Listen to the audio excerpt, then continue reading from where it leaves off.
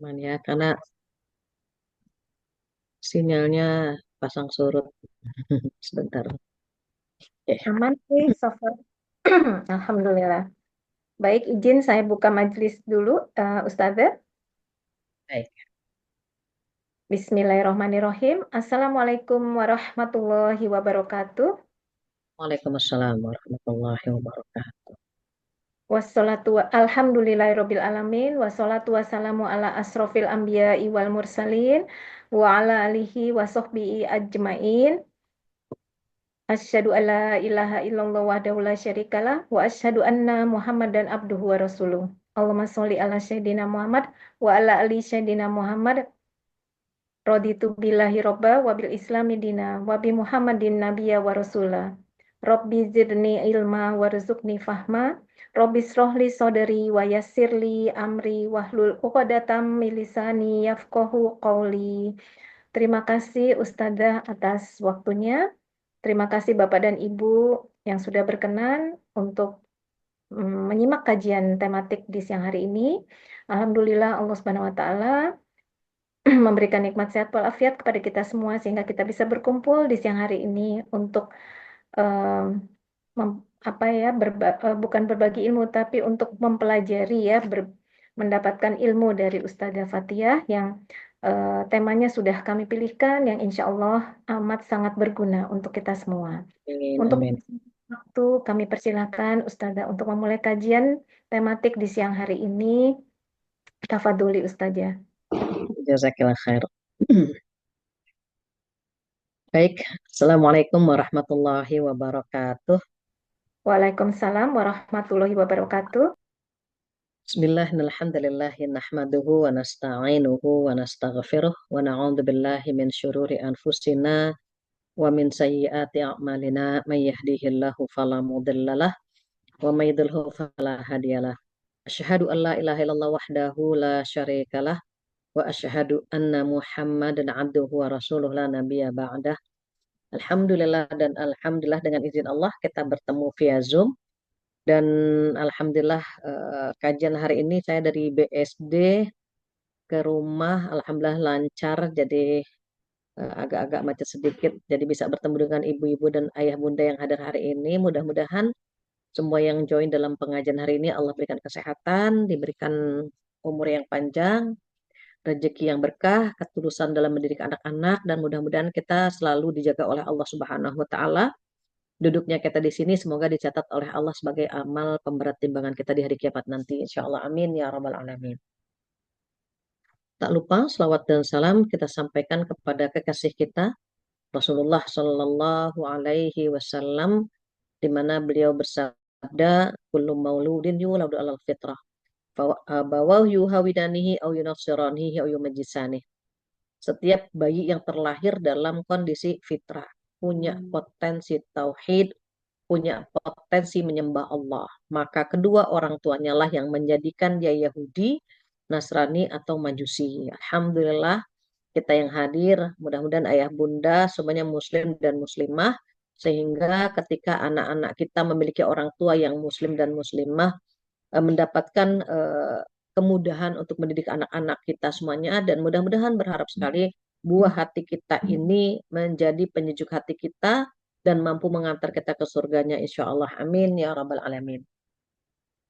Ketika membahas masalah anak ya, bagaimana kita mengambil salafus soleh, bagaimana kita melihat Rasulullah Shallallahu Alaihi Wasallam dengan para sahabat memberikan pendidikan kepada anak-anak beliau. Di dalam Al-Quran, Allah memberikan kisah yang luar biasa, kisah yang bisa kita jadikan pelajaran gitu ya, seorang Luqmanul Hakim.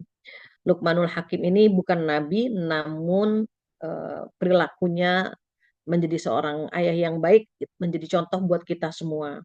Kalau dalam Al-Quran ada seorang ayah memberi nasihat kepada anaknya, berarti Allah mengingatkan kepada para ayah untuk sering-sering dekat kepada anak. Ada bonding antara ayah dengan anak-anaknya. Mengapa? Karena hampir mayoritas ya kalau ada kajian parenting itu yang hadir mothering. Jadi mother saja, fathernya tidak datang gitu. Padahal mendidik anak-anak itu tugas ayah dan bunda gitu ya. Yang terkadang anak-anak itu mengapa lebih dekat ke ayahnya atau lebih dekat ke ibunya gitu ya. Karena sering ngobrolnya dengan salah satu dari keduanya. Seandainya anak-anak itu dekat dengan ayahnya, dengan bundanya gitu ya, maka jiwa anak-anak kita menjadi besar gitu. Karena anak-anak itu ketika dekat dengan orang tua, ada bonding antara anak dengan orang tua, itu seperti balun yang ditiup, dia melambung gitu. Jiwanya sehat gitu, pikirannya sehat. Kenapa? Karena merasa disayang, merasa dihargai di dalam rumahnya gitu ya. Dan seperti kita ketahui bahwa eh, sekolah pertama untuk anak-anak itu adalah seorang ibu. Bahkan gitu ya, ibu itu guru pertama sebelum anak-anak kita mengenal guru-guru yang lain gitu. Namun mengapa Allah memberikan contoh di sini seorang ayah yang memberikan pendidikan atau nasihat kepada anak-anaknya? Karena kalau ibunya sudah terlalu sering gitu. Artinya bahwa perempuan itu ketika ngobrol dengan anak itu biasa gitu. Bagaimana agar luar biasa? Maka ayah yang ngobrol atau memberikan nasihat kepada anak-anaknya. Mengapa anak-anak itu butuh nasihat? Karena anak-anak itu kadang-kadang ada perilaku yang menyenangkan, ada perilaku yang kurang menyenangkan. Saat anak-anak itu mendapatkan nasihat, dia seperti mendapatkan obat, maka obat itu jangan terlalu sedikit dan jangan juga terlalu sering. Kalau terlalu sering dikasih obat, dia muntah. Tetapi kalau dia tidak dikasih obat, penyakitnya nggak sembuh gitu. Maka nasihat itu seperti kita memberi obat. Ada dosisnya gitu ya, ada waktunya gitu. Apakah sehari 2 kali atau sehari 3 kali itu perlu di manage waktunya gitu ya. Kalau Rasulullah Shallallahu Alaihi Wasallam itu saat memberi nasihat kepada anak-anak itu beliau memilih 3 waktu. 3 waktu itu kapan saja? Yang pertama saat akan pergi jauh gitu ya. Sebagaimana Rasulullah Shallallahu Alaihi Wasallam menyampaikan nasihat kepada Ibnu Abbas. Apa pesan beliau? Ihfadillah yahfadka. Jagalah Allah, maka Allah akan menjagamu. Maka sama halnya ketika kita memberikan nasihat kepada anak-anak, contoh anak akan kuliah atau anak akan ke pesantren atau ketika anak menikah gitu ya.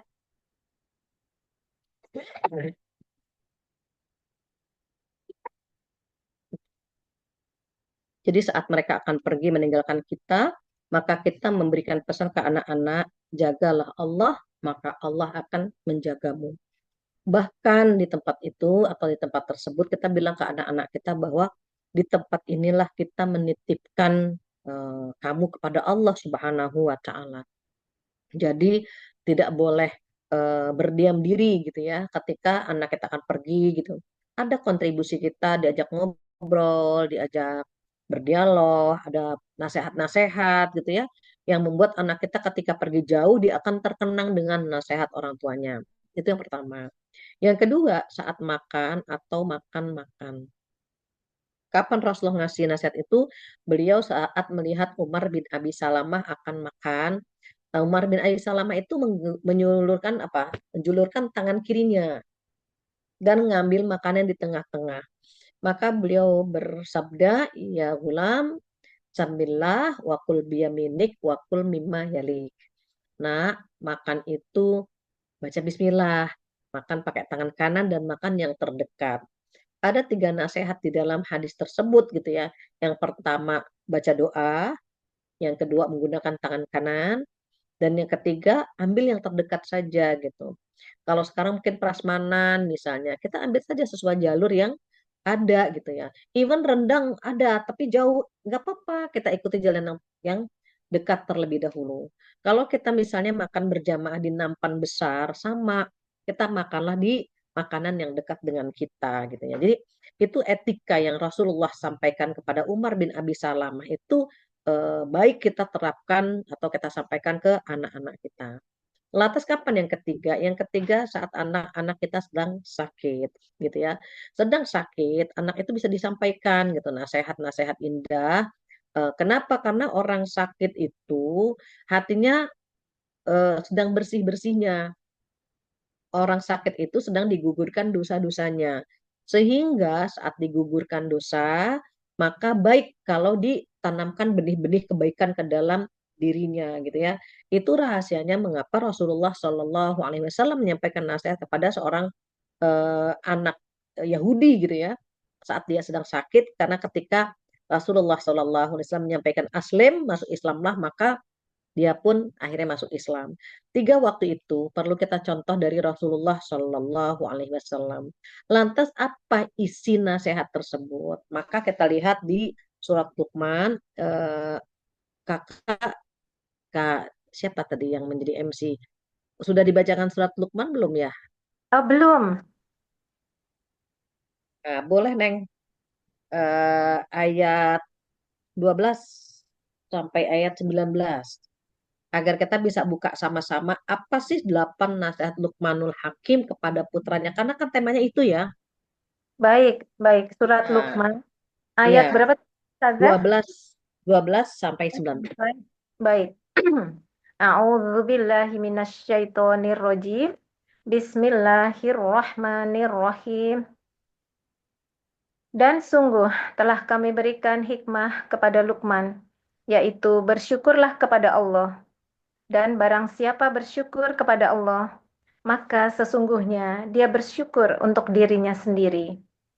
Dan barang siapa tidak bersyukur atau kufur, maka sesungguhnya Allah Maha Kaya, Maha Terpuji. Dan ingatlah, ketika Luqman berkata kepada anaknya, ketika dia memberi pelajaran kepadanya, "Wahai anakku, janganlah engkau menyekutukan Allah.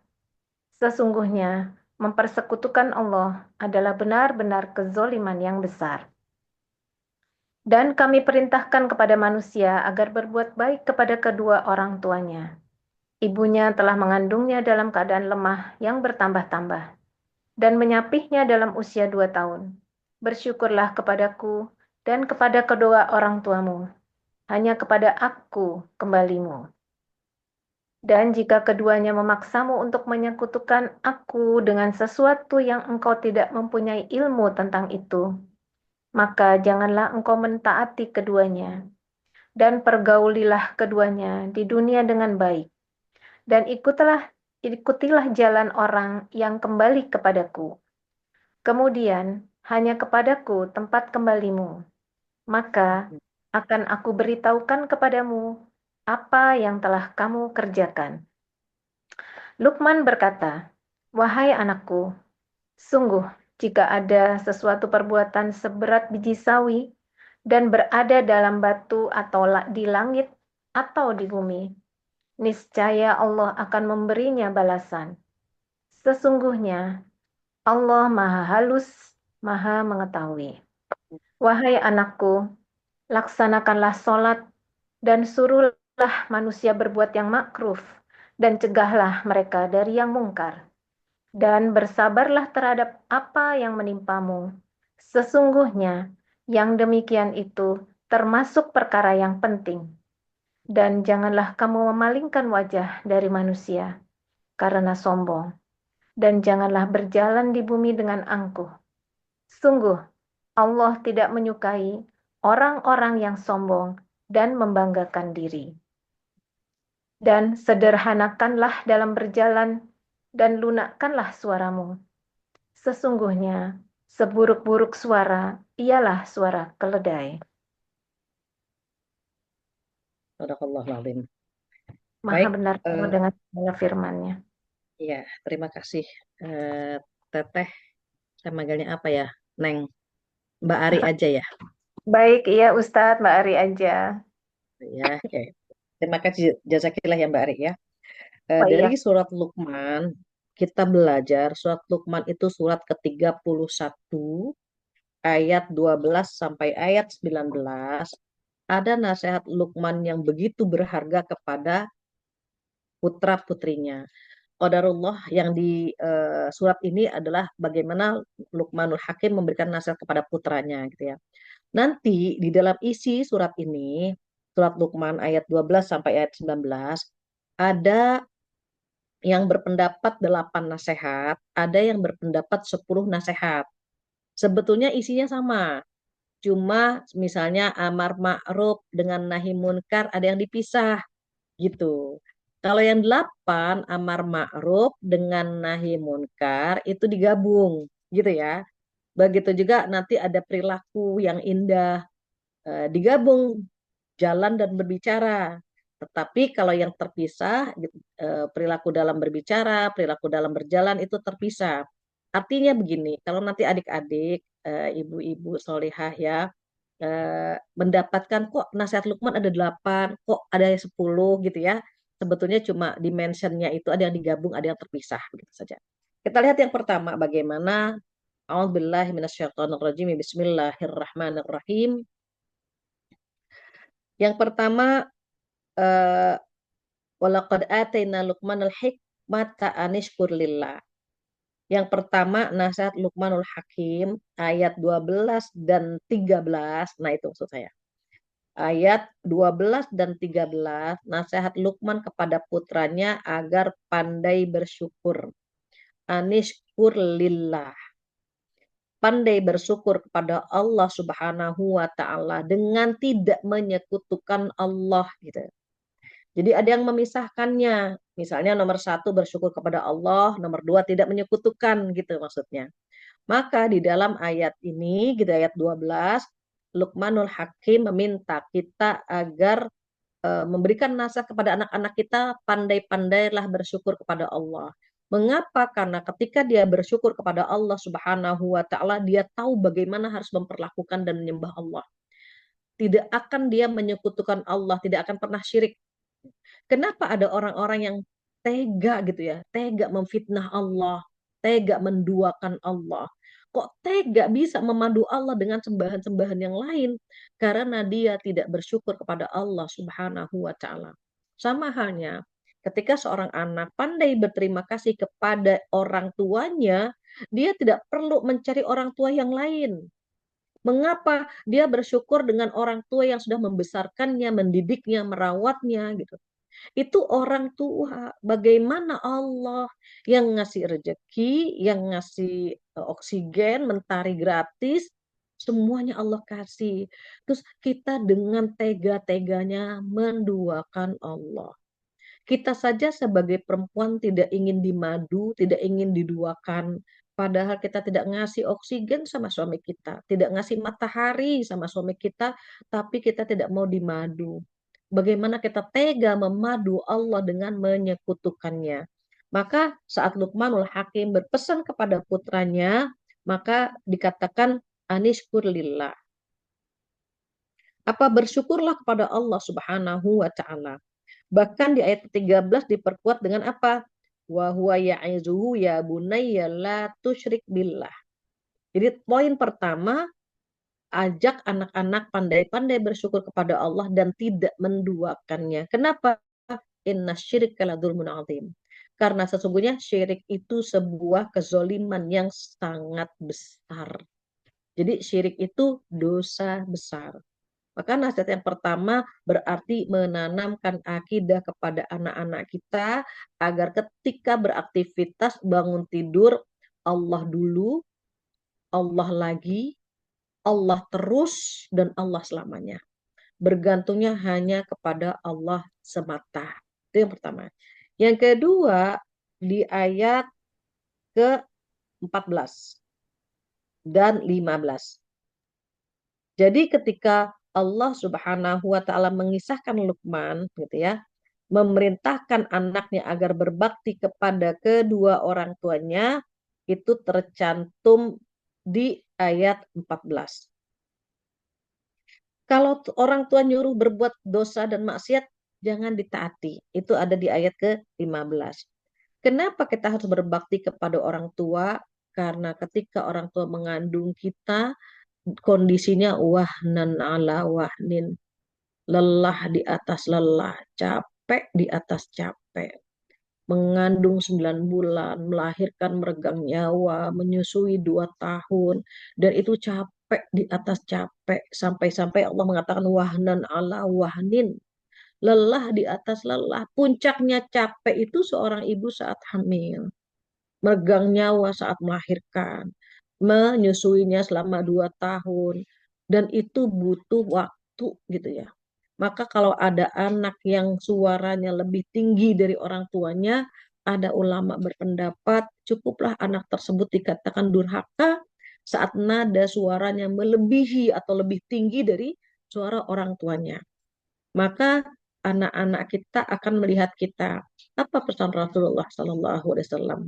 Birru abaakum tabirrukum abnaukum. Berbaktilah kepada kedua orang tuamu, kalau anak-anakmu akan berbakti kepadamu. Maka pesan dalam surat ini betapa berbakti kepada orang tua merupakan sebuah kewajiban sama halnya ketika menyembah Allah Subhanahu wa taala. Kemudian apa nasihat yang ketiga? Nasihat yang ketiga adalah di ayat ke-16. Ayat ke-16 ada kalimat mithqala habbah gitu ya. Mithqala habbah. Jadi wahai anakku gitu. Jika engkau gitu ya menyimpan atau ada sesuatu perbuatan seberat biji sawi, coba kecil kan biji sawi. Dan kamu menyimpannya atau berada dalam batu atau kecil sekali ya, kecil sekali. Au fis samawat atau di langit atau di bumi gitu ya. Allah pasti tahu. Maka apa isinya? Intinya adalah tanamkan ke dalam diri anak-anak itu adanya pengawasan Allah. Allah Maha mengawasi. Walaupun kita memiliki amal kecil sekali, seberat biji sawi. Dan itu kata Allah Subhanahu wa taala gitu ya. Dosa-dosa itu disembunyikan gitu. Jadi perbuatan sekecil itu berada dalam batu atau di langit atau di bumi, Allah akan memberikan balasan. Tidak ada yang luput dari balasan Allah. Ayah bunda mungkin lelah, capek gitu ya.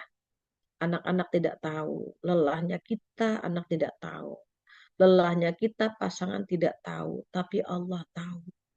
Jadi ketika anak-anak akan pergi, ingatkan bahwa apapun yang anak-anak kita lakukan di luar sana gitu.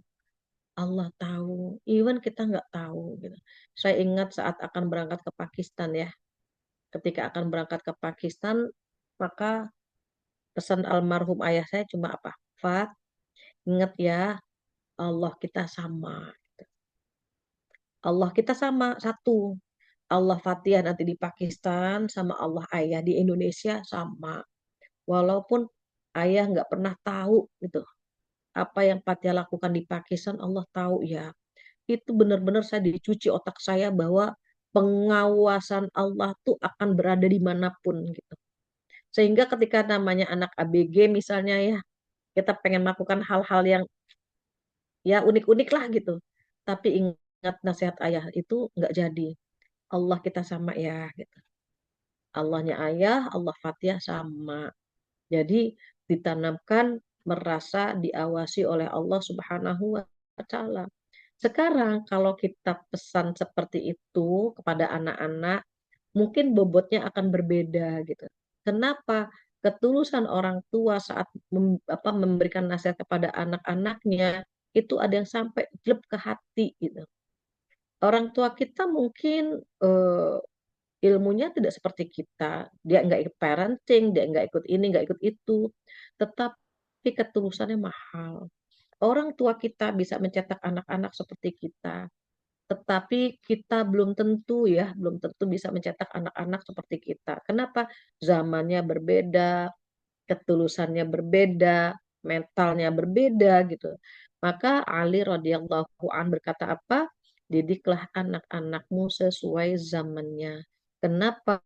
Karena mereka diciptakan untuk zamannya mereka dan kamu diciptakan untuk zamanmu. Maka di nomor 4 ya, nomor 3 maaf, merasa diawasi oleh Allah Subhanahu wa taala itu penting sehingga dia kuliah di mana saja, pergi ke mana saja, bersama siapa saja, tanamkan bahwa Allah Maha mengawasi gitu ya. Kemudian yang selanjutnya di ayat ke-16 ada 3 perintah. Ayat 17 ya. Di ayat 17 ada perintah a'udzubillahi minasyaitonirrajim ya bunayya aqimis shalah.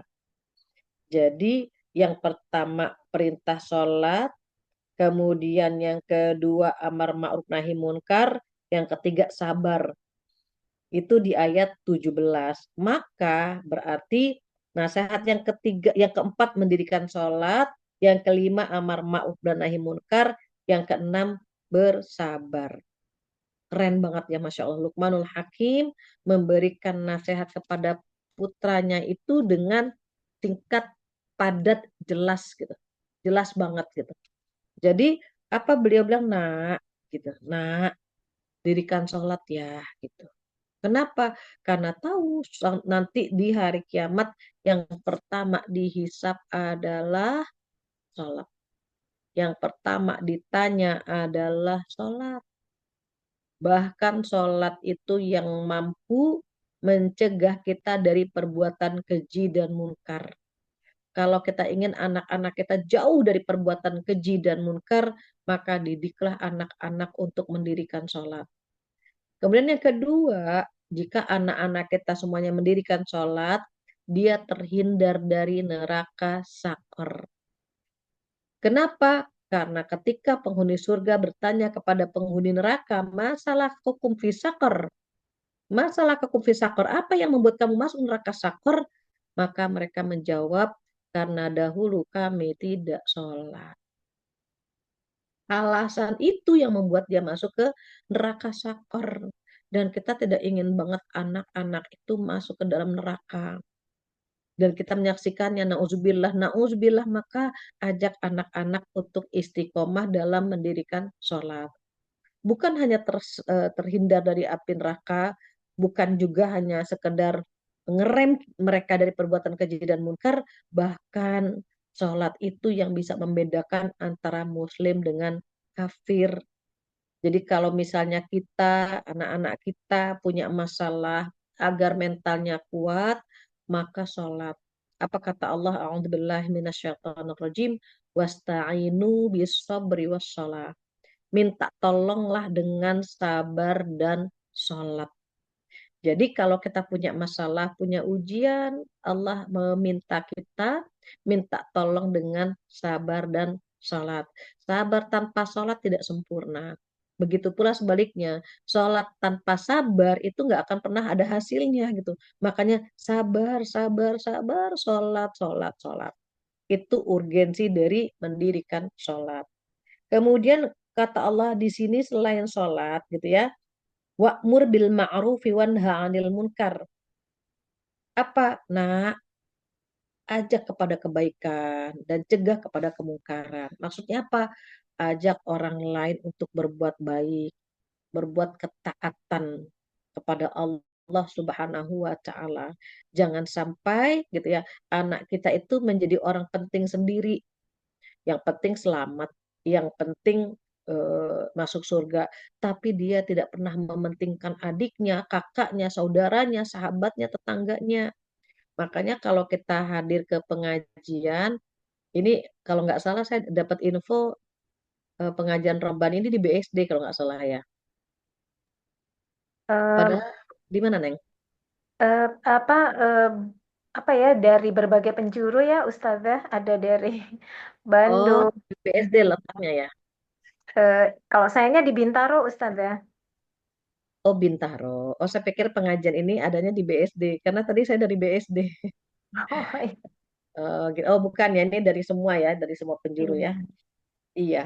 Jadi kalau kita perhatikan gitu ya, anak-anak kita jika dia istiqomah dengan sholat, insya Allah dia dijaga sama Allah Subhanahu Wa Taala.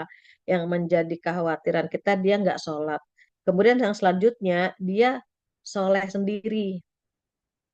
Maka Allah meminta dalam kisah ini ya, meminta anak-anak kita pun ada amar ma'rufnya, ada nahi munkar. Jadi kalaupun dia sholat, bukan sholat sendiri, tapi ngajak temannya untuk sholat, gitu. Ngajak rekan-rekannya untuk menjauhkan hal-hal yang maksiat. Kenapa? Wa'mur bil ma'ruf itu artinya mengajak kepada kebaikan. wanha 'anil munkar, mencegah kepada keburukan gitu. Jadi anak-anak yang baik, yang soleh-solehah itu yang seperti air. Air mineral itu bisa untuk diminum, dia suci, bisa diminum. Dan dia menyucikan, dia bisa untuk wudhu gitu. Jadi bagaimana agar anak-anak kita itu soleh dan mensolehkan. Air mineral kan begitu kan, suci dan menyucikan, air mineral, air hujan gitu, air sungai, itu kan suci dan menyucikan. Maksudnya boleh diminum dan boleh buat berwudu. Nah, kita ingin mencetak anak-anak kita tuh begitu. Dia soleh dan menyolehkan orang lain gitu. Kalau soleh sendiri sudah bagus, tetapi kalau soleh dan bisa menyolehkan orang lain, itu dia kaya pahala. Kaya pahala, kenapa? Karena Rasulullah Shallallahu Alaihi Wasallam bersabdanya begini, eh, jika ada seseorang, demi Allah, demi Allah, demi Allah, jika ada seseorang mendapatkan hidayah lewat dirimu, lantaran dirimu dia mendapatkan hidayah, maka pahalanya dunia beserta isinya. Udah kayak banget gitu. Jadi kalau anak-anak kita mengajak kepada kebaikan, mencegah kepada kemungkaran, itu Masya Allah gitu ya. Misalnya kita ngobrol sama anak-anak kita, nak bagaimana teman-temanmu nak?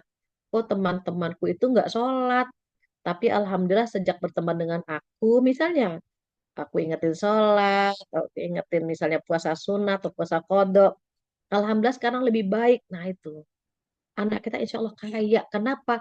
Karena dia tidak soleh sendirian, tetapi dia menyolehkan teman-teman di sekitarnya, gitu ya. Jadi itu terkait ayat ke-17. Di ayat 17 juga, di ayat yang sama gitu ya, ada perintah sabar. Wasbir ala ma asobak. Sabar, sabar, sabar. Bersabarlah terhadap apa yang menimpamu. Sabar itu ada tiga. Pertama, sabar dalam menjalankan perintah Allah. Kedua, sabar dalam meninggalkan larangan Allah. Yang ketiga, sabar dalam menghadapi ujian Allah.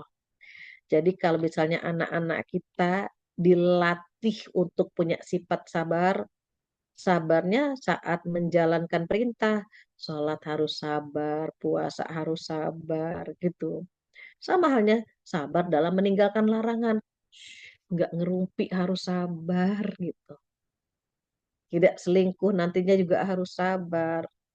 Tidak melakukan dosa harus sabar. Tahan diri kita dari dosa. Itu maksudnya sabar. Jadi ketika Allah melarang, kita pengen dikasih kekuatan, mampu gitu ya. Kita sabar. Kenapa? Nggak mau melakukan hal itu karena dilarang.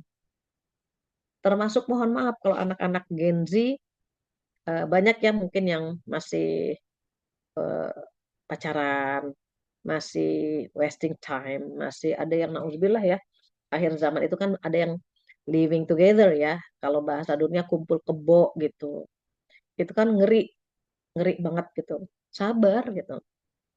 Maka bibit-bibit berani dosa itu diantaranya tidak merasa dipantau oleh Allah. Tetapi kalau merasa dalam pengawasan Allah, oh dia akan sabar meninggalkan larangan-larangan Allah. Yang ketiga, sabar dalam menghadapi ujian dari Allah Subhanahu wa taala. Ujian akan datang silih berganti, kadang-kadang ekonomi, kadang-kadang pasangan, kadang-kadang nanti anak, kadang-kadang fisik ya, ada penyakit ini, penyakit itu, dan seterusnya gitu. Boleh jadi ada yang diuji lewat anak-anaknya. Kelak kita ingin anak-anak kita tuh kuat dan tangguh, sehingga dia sabar menghadapi ujian-ujian dari Allah Subhanahu wa Ta'ala. Itu yang keenam. Apa yang ketujuh? Yang ketujuh ada di ayat 18. Maka di ayat 18 itu dilarang bersikap sombong gitu ya. Masya Allah ya, wala tuso'ir khaddaka linnasi wala tamshi fil ardi maroha. Jadi janganlah kamu berjalan di muka bumi dengan sombong. Apa ajak anak-anak kita itu agar bisa rendah hati, bukan rendah diri, rendah hati. Kalau dia cantik, yang menciptakan dia setampan dan secantik itu Allah. kalau dia pinter, yang menitipkan akal kepadanya Allah. Kalau nanti dia menjadi pengusaha, pejabat, atau apapun jabatannya, apapun amanah yang dipikulnya, maka dia tidak sombong. Kenapa? Semua titipan. Semua titipan Allah Subhanahu wa Ta'ala. Maka kita mencontohkan anak-anak kita bagaimana agar kita tidak sombong dengan apapun yang Allah titipkan sama kita. Fisik, ilmu, harta, fasilitas, identitas, kemudian popularitas, isi tas gitu ya. Semuanya merupakan titipan dari Allah Subhanahu wa Ta'ala. Maka hindari sifat sombong, dan itu perlu ditanamkan ke anak-anak. Kenapa? Khawatir banget gitu ya dalam diri anak-anak kita memiliki sifat sombong, padahal itu pun menghalangi seseorang masuk ke dalam surga. Terakhir gitu ya, terakhir adalah bagaimana sederhana dalam bersikap, sederhana dalam berperilaku, dan itu ada di ayat 19. Ketika dia sederhana dalam berperilaku, maka suaranya pun tidak keras-keras, kemudian juga jalannya pun tidak terlalu angkuh gitu ya. Karena di dalam ayat ke-19 Allah berfirman, dan sederhanakanlah dalam berjalan dan lunakkanlah suaramu. Orang yang sederhana dalam bersikap, dia nggak berlebih-lebihan. Suaranya tidak berlebih-lebihan, jalannya tidak berlebih-lebihan, kehidupannya pola pola hidup, gaya hidup pun tidak berlebih-lebihan. Maka dianjurkan di ayat ke-19 ini sederhana dalam segala hal. Tutur kata, perilaku, gaya hidup dianjurkan untuk sederhana. Mengapa? Karena khawatir kalau dia tidak sederhana dalam berperilaku, ada orang yang terluka hatinya. Mungkin nggak suka dengan tutur kata kita, dengan perilaku kita, dengan kesombongan dan keangkuhan kita gitu ya. Sehingga jika ada orang yang terluka hatinya, dia nggak nyaman pergi kemanapun. Kenapa? Musuhnya banyak. Kita sedang belajar bagaimana tidak melukai banyak orang. Bahkan kita berharap tidak memiliki musuh. Karena kalau kita memiliki musuh, khawatir meninggalnya dia masih menyimpan dendam. Dan dia akan bawa sampai ke akhirat. Kita pengennya apa? Nggak punya musuh. Agar ketika kita menghadap Allah, tidak ada yang menghujat kita, tidak ada yang akan membawa masalah kita ke negeri akhirat. Demikian yang bisa saya sampaikan terkait dengan 8 nasihat Luqmanul Hakim, dan ini perlu kita ngobrol sama anak-anak dengan caranya kita, disesuaikan dengan umurnya mereka.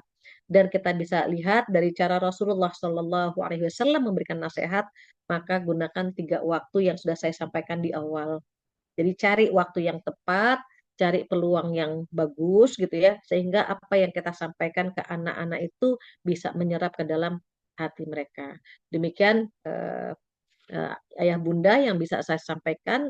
Jika ada yang ingin ditanyakan, ditambahkan, saya kembalikan lagi kepada Mbak Ari. Silakan Mbak Ari. Baik, terima kasih Ustazah. Ini banyak yang baru bergabung. Saya juga tadi agak ketinggalan untuk yang mengenai tadi ya. Pada saat memberikan nasihat itu Rasulullah Shallallahu Alaihi Wasallam mengajarkan untuk mencari saat yang tepat, dan menurut beliau ada 3 saat yang tepat untuk memberikan nasihat. Yang pertama apa ya tadi? Kok yang saya catat cuma sebelum makan sama sedang sakit. Yang pertama ketika akan pergi. Entah anak pergi ke sekolah, pergi ke kampus, atau mondok ke pesantren, atau menikah, dia meninggalkan kita saat mereka pergi, maka pesannya ihfadillah yahfadka. Jagalah Allah, maka Allah akan menjagamu. Gitu. Itu yang paling pertama itu. Baik, Bapak dan Ibu mungkin ada yang ingin bertanya, silakan kami buka sesi tanya jawab.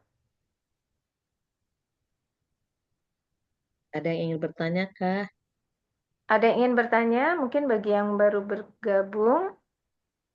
Assalamualaikum. Aduh, terlambat sekali nih Bu Ustazah. Mohon maaf. Tadi saya Salam. ingin mengulang yang 3 aja, hari yang pesannya kapan waktunya itu aja mohon diulang, apa ringkas apa namanya, diulang sedikit lagi tentang 3 waktu itu ya.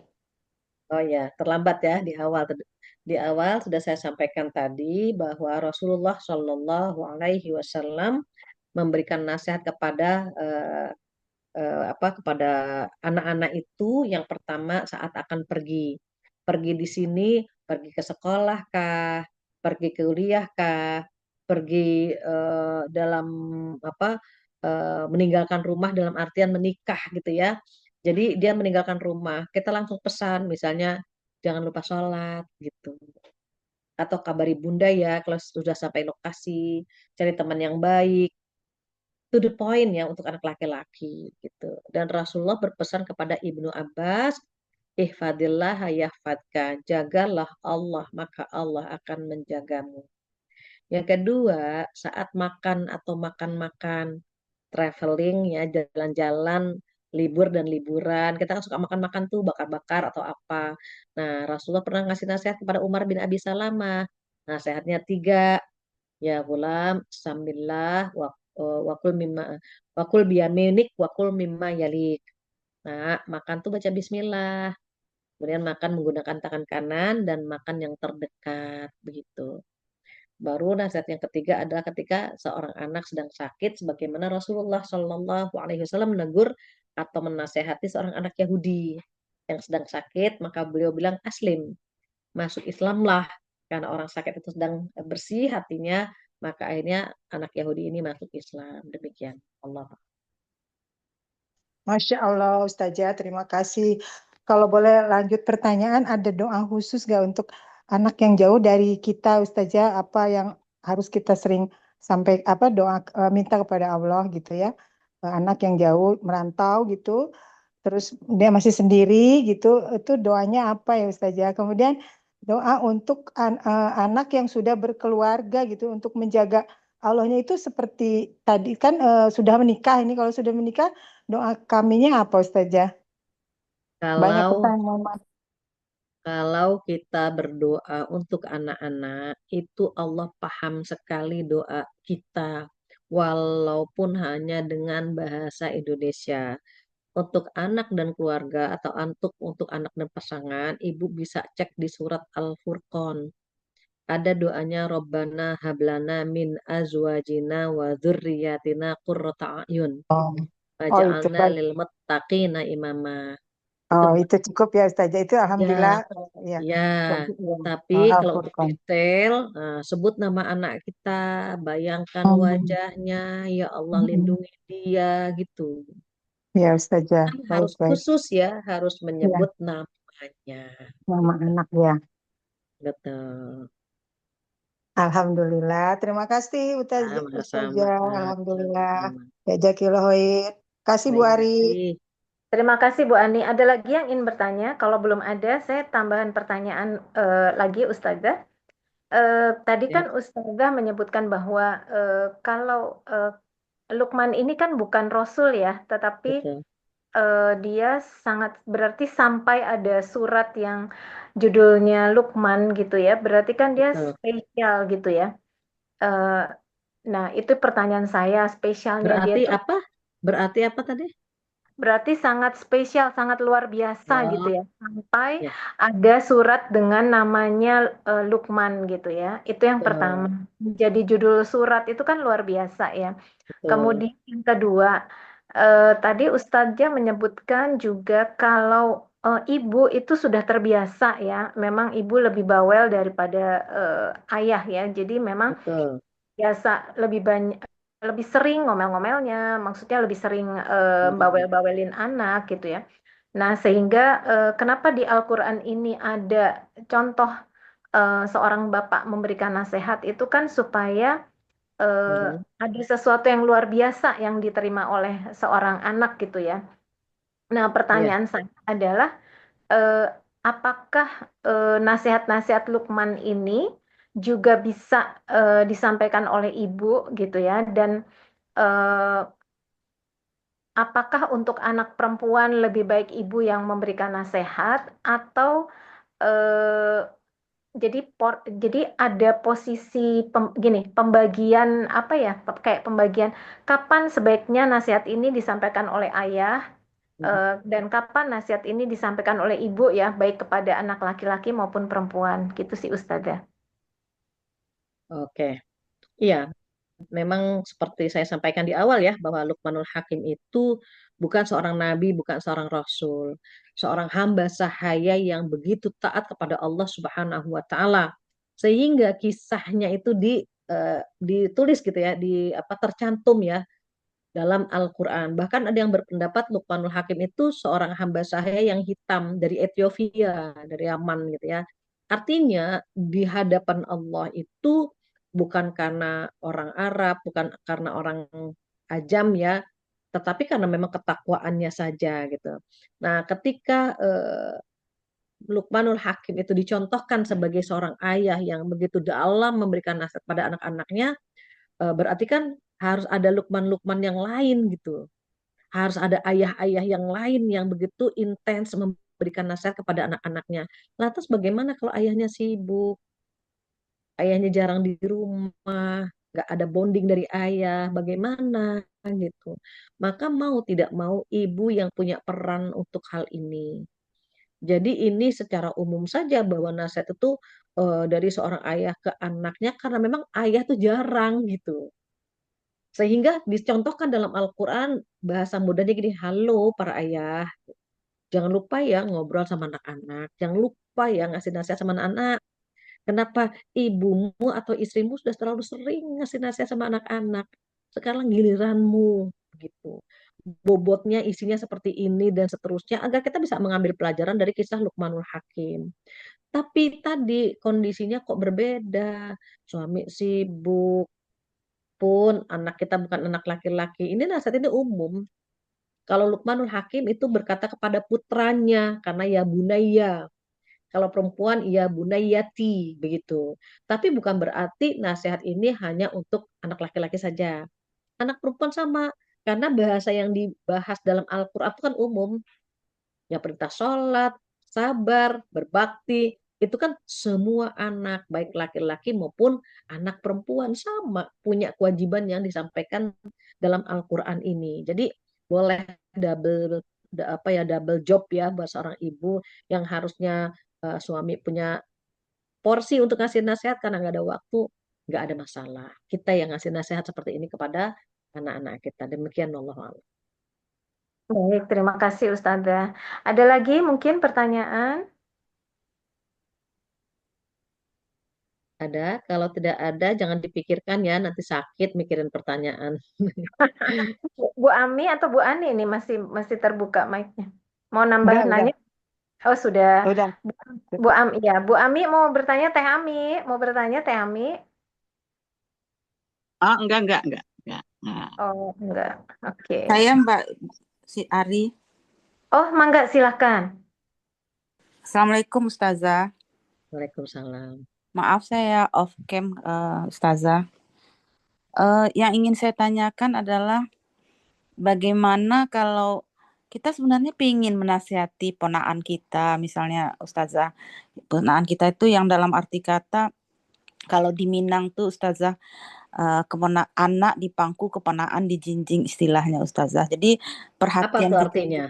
artinya perhatian kita sesungguhnya kepada anak dan keponakan tuh hampir sama gitu loh. Hmm. Artinya kita nggak boleh terlalu membedakan antara anak kita dengan ponaan kita. Karena itu kan juga keluarga dekat. Jadi kadang-kadang ada kalanya kita itu ingin memberikan suatu nasihat gitu Ustazah. Tapi kita tahu mereka itu akan menolak atau membuat kita sebenarnya nggak nyaman di hati. Jadi kalau begitu kita pikir ya udahlah kita nasihat, kita berdoa aja lah. Itu sudah seharusnya seperti itu sepantasnya atau bagaimana sebaiknya Ustazah? Baik. Kalau kita pernah melihat ada seorang anak di mall, ada seorang anak di luar sana berperilaku tidak baik, kadang-kadang kita menasehatinya kan, nah lain kali nggak boleh begitu gitu. Dia yang tidak ada hubungan darah sama kita, nggak ada Iya. hubungan apa-apa. Ada orang nyebrang sembarangan, nah lain kali jangan nyebrang sembarangan. Itu dia nggak ada hubungan darah sama kita nasehati, kita ingatkan bagaimana keponakan kita yang masih ada hubungan darah. Kita terkadang merasa tidak enak padahal belum mencoba. Kita merasa kayaknya nggak didengar deh padahal belum melakukan gitu. Jadi kalau kita sudah menyampaikannya kepada keponakan, kepada adik, kepada saudara, kemudian dia tidak mendengarkan, gugur kewajiban kita. Tetapi kalau kita belum menyampaikannya, khawatir ditanya sama Allah. Kenapa kamu tidak menasehati saudaramu? Kenapa kamu tidak menasehati adikmu? Kenapa tidak menasehati anak-anakmu? Kenapa, kenapa, kenapa? Berarti ada pembiaran di situ. Kamu membiarkan dia nggak soleh, kamu membiarkan dia meninggalkan sholat, kamu membiarkan dia membuka aurat, dan seterusnya. Jadi kita ingin agar kita dan anak cucu kita tuh semuanya soleh dan menyolehkan begitu. Jadi dicoba saja dulu, dicoba dulu. Nanti kalau ditolak gugur kewajiban kita. Demikian Allah. Baik Ustazah, terima kasih Ustazah. Sama-sama. Terima kasih Mbak Susi untuk pertanyaannya. Ada lagi mungkin Bapak dan Ibu, Pak Rodian, Ibu Marlingah mungkin mau bertanya, atau Ibu Nan, Mbak Titi, Mbak Ana, Mbak Rinjani, silahkan. Mbak Dede, silahkan. Baik, tidak Baik, ada. kalau tidak ada yang bertanya, boleh mungkin apa namanya ringkasan atau summary gitu ya dari yang tadi Ustazah. Jadi untuk pesan ke Bapak dan Ibu yang ikut di kajian ini, jadi sebagai penutup gitu mungkin ringkasan dari semuanya. Terima kasih Ustazah. Baik, Alhamdulillah kita sudah di penghujung acara. Mudah-mudahan apa yang kita dapatkan hari ini bermanfaat. Walaupun saya kaget juga nih yang hadir 20.000 ya. Jadi mudah-mudahan gitu ya, walaupun yang hadir sedikit tetapi tidak mengurangi kekhusyuan kita dalam menuntut ilmu ya. Dan Ya, mudah-mudahan apa yang kita dapatkan bermanfaat. Inti dari semuanya bahwa ketika seorang ayah atau seorang ibu diberikan waktu luang bersama dengan anak-anaknya, maka jangan pernah menyia-nyiakan waktu tersebut. Kalau dia bisa ngobrol dengan orang lain, kenapa tidak ngobrol sama anak-anak? Ngobrol yang paling banyak pahalanya adalah ngobrol bersama keluarga, entah itu orang tua, entah itu pasangan, entah itu anak-anak kita. Jadi saat Allah masih memberikan nafas kepada kita, sampaikanlah walau hanya satu kata, satu kalimat, bahkan sampaikan walau hanya satu ayat. Mengapa? Boleh jadi nasihat yang kita sampaikan kepada anak-anak kita akan tersimpan rapi serapi-rapinya, dan dia akan mengenang apa yang kita sampaikan. Kalau kita pernah menasehati anak kita, kemudian anak kita mengamalkannya, mengingatnya, maka itu menjadi jariah buat kita semua. Dan rugi rasanya kalau menjadi orang tua, punya anak-anak yang dibiarkan melakukan kesalahan tanpa pernah meluruskannya. Kenapa? Dikhawatirkan di hari kiamat nanti Allah akan bertanya dan menghisap kita gitu ya. Maka dari ayat yang disampaikan yang kita baca dari surat Luqman ayat 12 sampai ayat 19, 8 poin yang ingin kita rangkum adalah bagaimana orang tua itu harus mengingatkan akidah anak-anak kita. Yang pertama akidah, yang kedua tolong dimonitor ibadahnya, di antaranya sholat gitu ya, dan merasa dipantau sama Allah Subhanahu wa taala. Yang ketiga, jangan lupa memberikan atau menanamkan akhlak yang mulia. Jadi ada akidah, 3 ilmu ini wajib hukumnya. Yang pertama ilmu yang terkait dengan akidah yang benar itu harus ditanamkan ke anak-anak. Yang kedua, ibadah yang baik, ibadah yang diterima itu harus kita tanamkan ke anak-anak juga. Baru yang terakhir adalah akhlak. Bagaimana cara bertutur kata, berjalan, bersikap gitu ya.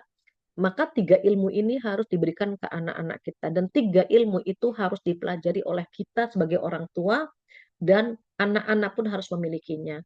Kenapa? Karena 3 ilmu itu menjadi wajib buat kita semuanya yang bisa menyelamatkan kita dari api neraka. Demikian, kurang lebihnya mohon maaf. Kesempurnaan milik Allah, kekurangan dari saya mohon dimaafkan. Wabillahi taufiq wal hidayah. Assalamualaikum warahmatullahi wabarakatuh. Waalaikumsalam warahmatullahi wabarakatuh. Terima Wabarakatuh. kasih Terima banyak kasih Ustazah. lengkap saja. Terima Sama-sama. kasih, mudah-mudahan berkah untuk kita semua. Amin. Terima kasih banyak juga Bapak dan Ibu yang sudah menyimak kajian ini dari awal sampai akhir. Insya Allah mendapatkan banyak manfaat dan bisa Amin. mengimplementasikannya ya, terutama untuk anak dan lingkungan terdekat di keluarga. Baik, Amin. untuk segala kekurangan kami mohon maaf karena kesempurnaan hanya milik Allah Subhanahu wa taala. Wabillahi taufik wal hidayah. Wassalamualaikum warahmatullahi wabarakatuh. Waalaikumsalam Waalaikumsalam warahmatullahi warahmatullahi wabarakatuh. Pamit, maaf lahir Pamit batin. undur diri ya, ibu-ibu, ayah, bunda Terima semuanya pamit undur diri. Kasih, maaf lahir Ya, batin. assalamualaikum. Terima kasih. Assalamualaikum warahmatullahi wabarakatuh. Makasih Ustazah. Waalaikumsalam Waalaikumsalam. warahmatullahi Jazakallah khair Bu Ari. Iya, terima kasih semuanya. Assalamualaikum. wabarakatuh.